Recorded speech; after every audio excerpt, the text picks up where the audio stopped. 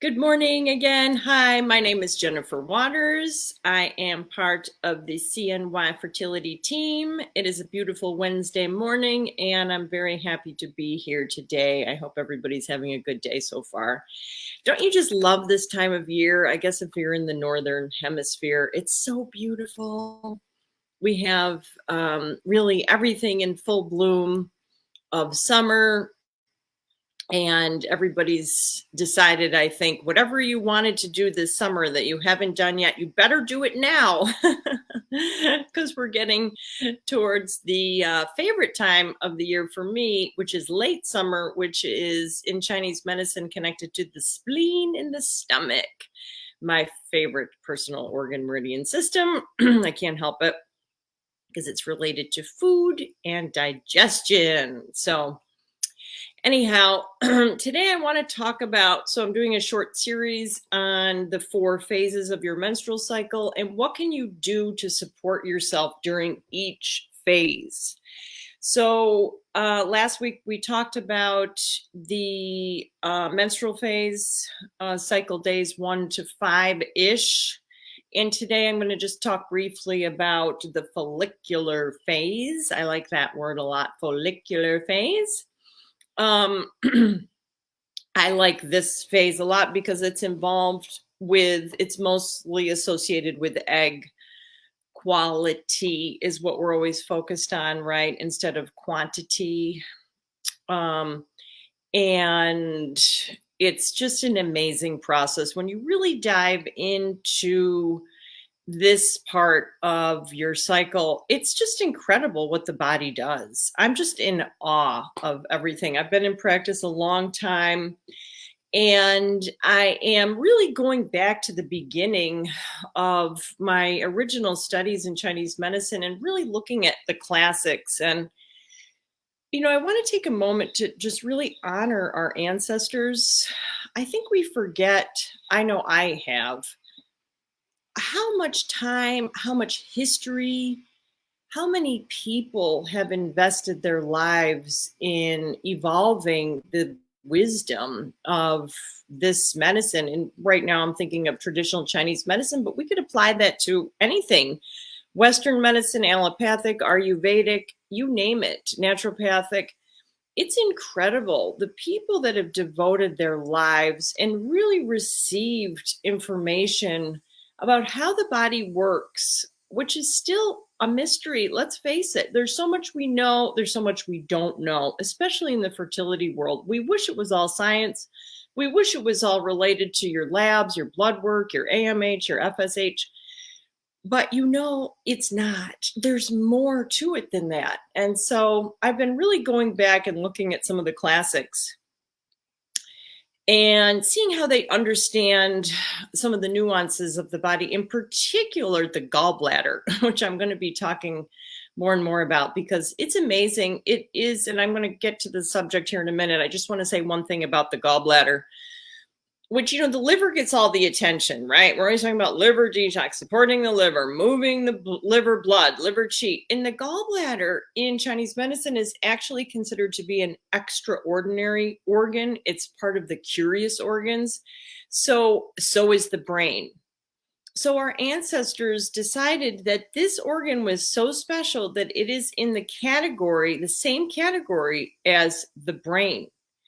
And its functions are not just what you think. So we're going to dive into that in the future. So today, though, let's talk about the follicular phase. Okay, so this is approximately from cycle day 5 to right a day or 2 before ovulation. But a good question, if you don't have a gallbladder, there is an energetic imprint of the gallbladder, and you have to support your liver to create enough quantity and quality bile. This is like the liquid gold inside your digestive system. Anyways, so back to the follicular phase. Some of the texts say that the follicular phase really begins on day 1. Remember, whatever phase you're in, you're already preparing for the next phase. Think of it in terms of the season. So right now we're in late summer, we're preparing for fall. How do we do that? Through nutrition, through awareness, through lifestyle practices. So even though we say the follicular phase begins from approximately day 5, it really starts on day 1 because we're preparing for that, experience, that physiological phenomena. But this is when approximately, from day 5 to between 8 and 14 is when the follicles develop. Now, remember, everybody knows that women are born with a finite number of eggs, the cells that create eggs, which is, I guess, one person, I'm trying to remember the author, who said, maybe that's not true. I mean, I don't know. It's interesting to think about. What if that were not true? How would that change the way we think about ovulation and fertility? But anyways, my main interest is, okay, so you have this finite number of eggs. There's things that you can do to damage those cells, and there's things that you can do to protect them. And I do believe that there's things that you can do to increase the quality of them, to prevent the damage and possibly repair damage. Why not? If this is how we're designed, the body's designed to heal itself, then of course this is possible. I see miracles occur all the time in the clinic and in life. So, okay, so this is the time, the follicular phase is the time to nourish your blood in yin. So most of you are well educated. You've heard the terms yin and yang. Yin, often people think, oh, it's the fluid aspect. It's the feminine side. Yang is the masculine side. It's the fluid aspect of the body, whereas the functional aspect is more yang. So we're going to talk a little bit about that in a minute. It's a little hard to translate directly into English, but we'll do what we can. So this is the time to build your blood, nourish yin. What does that mean? So at the end of your cycle, you're in a fairly blood deficient state, right? So you've lost blood, which is what the cycle is about. And now you need to start rebuilding. So remember, we're always going for quality. We want quantity, but we want quality blood, right? How do we have quality blood? Well, stop eating poison. That's the first thing. And do the targeted micronutrients that are going to help you to have the most high quality blood possible. And for me, I always incorporate phototherapy is just going to make everything work better. How well you're digesting, how the cells are functioning. Remember, we are biochemical. We are also bioelectrical. So light is working on the electrical side of our beings. So remember, it is what you eat that makes your blood. So you want to be eating highest quality food possible.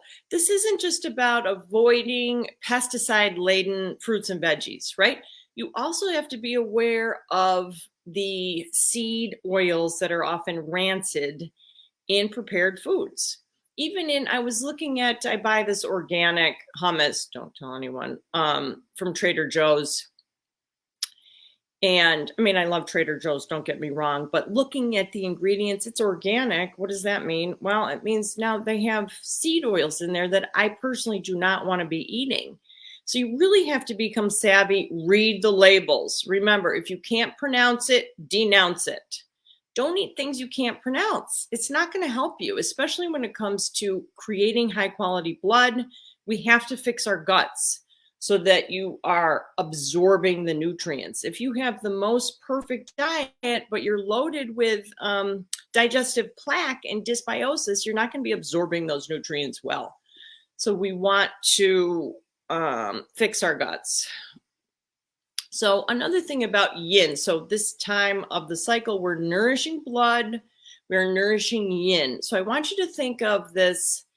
Yin is not hydration. People often say to me, oh, I drink lots of water, so there's no way I could have a deficiency of yin. But I want you to think the difference between urine and cervical mucus, okay? Urine is a reflection of hydration. Cervical mucus would be more of a reflection of the yin aspect, right?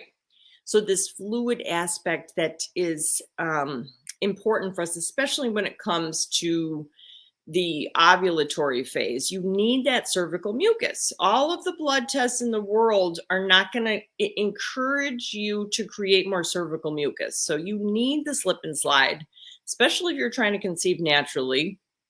And it's our indicator of what's going on inside you and how can we best support you. So we nourish the blood and yin in order to strengthen and fill what's called the Chong and the Renmai. These are meridians. These are called the extraordinary or the spiritual meridians of the body, which have a fascinating history. And it's so interesting when we look at how our ancestors understood the body and understood what we can actually facilitate using the meridians, whether you're using acupuncture needles or you're using magnets or you're using pressure or light or heat in the form of moxibustion. It is amazing the scope and the depth of what can occur physiologically just by activating these channels in your body, the Chong and the Ren. So they say this is the time to promote the rise of estrogen, which is going to help with the egg follicles. And also this is the time you are preparing to rebuild your perfectly healthy, thick uterine lining. So another part that's maybe the most important part of this, if you really think about it, is the heart aspect. So we have a lot of focus on the uterus and the ovaries, but what really is in charge of all of that going smoothly, going well, asymptomatically, is our heart.